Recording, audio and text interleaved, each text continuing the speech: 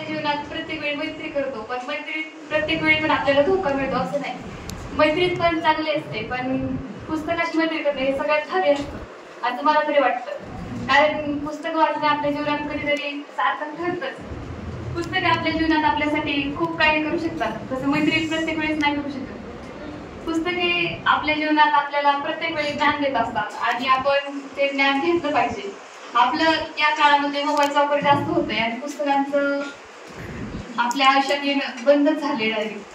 आणि मला तरी असं वाटतं की आपण 10वी नंतर मोबाईल न घेता 12वी नंतर आपल्याला काही मोबाईल वगैरे घ्यायचा आहे तो घेतला पाहिजे आणि 10वी पर्यंत किंवा 12वी पर्यंत पुस्तकाचा वापर करून अभ्यास केला पाहिजे आणि आपली बोर्ड परीक्षा चांगल्यारीत्या पास केली पाहिजे. आणि इथून पुढे मी तरी निश्चय करेन, आजपर्यंत मी तरी पुस्तक वाचलं नाही, पण इथून पुढे वाचलं असं मला तरी वाटतंय.